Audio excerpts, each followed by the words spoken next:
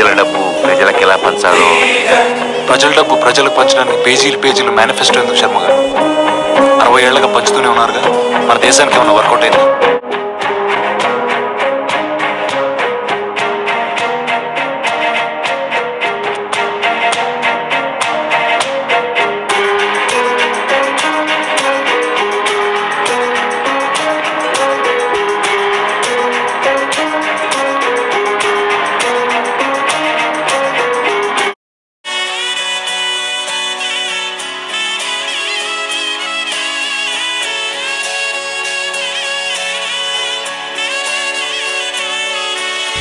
Hello, good morning.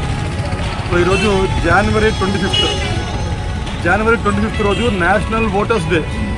అంటే మన భారతదేశం అతిపెద్ద ప్రజాస్వామిక లౌకిక గణతంత్ర రాజ్యం మనది. సో ఇక్కడ ప్రజలే నాయకులను ఎన్నుకుంటారు. ప్రజలే ఇక్కడ ప్రజల జడ్జిమెంట్తోనే ఇక్కడ రాజ్యాలు నడుస్తాయి. కాబట్టి అలాంటి ప్రజలు ఆ యొక్క ఓటు హక్కు అయితే ఉందో వారి యొక్క ఓటు హక్కుతో ఈ దేశాన్ని ఎవరు నడపాలి, ఎవరు దేశాన్ని నడపడానికి యోగ్యులు అని చూసి వాళ్ళని ఎన్నుకోవడానికి ఈ యొక్క ఓటు హక్కు అనేది ప్రతి ఒక్క మానవుడికి, ప్రతి ఒక్క పౌరుడికి, భారతీయ పౌరులకు కల్పించారు. సో అయితే ముఖ్యంగా ఈరోజు నేషనల్ ఓటర్స్ డే సందర్భంగా అయాన్ ఫౌండేషన్ ఆధ్వర్యంలో మరియు కామన్ మ్యాన్ టీమ్ కంబైన్డ్గా ఈరోజు 3 km రన్ చేశాము. కేవలము దిస్ టు బి అవేర్నెస్ కోసం, ప్రజలలో ఓటు హక్కు మీద అవేర్నెస్ తీసుకురావాలి. ఓటు హక్కు అనేది కేవలం 4 డబ్బులకో లేకపోతే ఏదో ఒక దానికి మభ్య పెడుతున్న ఏదో ఒక ఆశపడి ఈరోజు ఒక్కరోజు గడిచిపోయి సరిపోతుంది అనుకోని కనుక ఓటు హక్కును వినియోగించుకొని రాంగ్ పర్సన్ ఎన్నుకుంటే వచ్చే 5 సంవత్సరాల వరకు మన దేశం యొక్క అభివృద్ధి, మన దేశం యొక్క డెవలప్మెంట్ మొత్తం కూడా క్షీణించిపోయే అవకాశాలు కూడా ఉన్నాయి.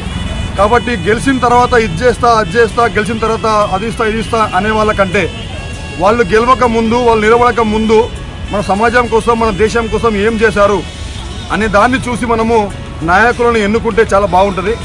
సో నాయకుడు ప్రజల సమస్యల మీద ప్రజలతో కలిసి ప్రజలలో ఒక్కడై ఉంటే కనుక వాళ్ళ ప్రాబ్లాలు తెలుసుంటాయి. అన్నం ఆకలి వాడికే అన్నం యొక్క విలువ తెలుస్తుంది.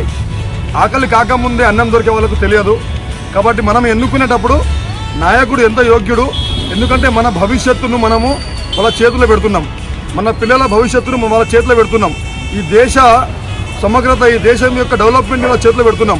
సో ఇంత పెద్ద బాధ్యత మనం వాళ్ళకి ఇచ్చేటప్పుడు కేవలం కొంత డబ్బుకో, కేవలం ఏదో మందు బాటిళ్లకో ఆశపడి కనుక మనం పెడితే మన పిల్లలకు మనము, మన పిల్లల యొక్క ఫ్యూచర్, మన పిల్లల యొక్క జీవితాన్ని, మన పిల్లల యొక్క భవిష్యత్తును మనమే మన చేతులతో నడిపించినట్టు ఉంటుంది. కాబట్టి దయచేసి ఓటు హక్కును ప్రతి ఒక్కరు వినియోగించుకోండి. ఓటు హక్కు వినియోగించుకోకపోతే మళ్ళీ డెవలప్మెంట్ గురించి కానీ, సమస్యల గురించి కానీ అడిగే హక్కు మనకు ఉండదు. ఓటు హక్కు వినియోగించుకున్నప్పుడే మనకు అడిగే హక్కు ఉంటుంది. కాబట్టి ప్రతి ఒక్కరు పేరు పేరున అందరికీ ఇది మన ఆయుధం, ఇది మన జీవితాన్ని బాగు చేసేటువంటి ఆయుధం, బ్రహ్మాయుధం మనకిది. కాబట్టి ప్రతి ఒక్కరు ఓటు హక్కును వినియోగించుకొని మంచి యోగ్యుడైనటువంటి నాయకుడిని ఎన్నుకోవాలనే ఉద్దేశంగా ఈరోజు యువత అందరం కలిసి ఈ యొక్క కార్యక్రమం చేయడం జరిగింది. కాబట్టి అందరికీ మళ్ళొకసారి నేషనల్ ఓటర్స్ డే సందర్భంగా ఒక్కసారి మన గుండెల మీద మనమే చేసుకుని ఒకసారి ప్రామిస్ చేసుకుందాం. ఇప్పటి నుంచి నేను వేసే ప్రతి ఒక్క ఓటు నా దేశం యొక్క అభివృద్ధి కోసమే, నా సమాజం యొక్క అభివృద్ధి కోసం, మా యువత కోసం, నెక్స్ట్ జనరేషన్స్ బాగుపడాలి, దానికోసం నేను ఓటు వేస్తే తప్ప డబ్బుల కోసమో, మందు కోసమో, లేకపోతే కమ్యూనిజం కోసమో, మా యొక్క కులము, మా యొక్క మతము, మాకు సంబంధించినడు, మా వర్గాలు వాళ్ళు ఎవరికి కూడా ఏమి చేయరు. మంచి యోగ్యమైనటువంటి నాయకుడు ఉంటే కనుక ఖచ్చితంగా వారి దేశాన్ని ముందుకుపోతారు. So thank you very much. జై హింద్.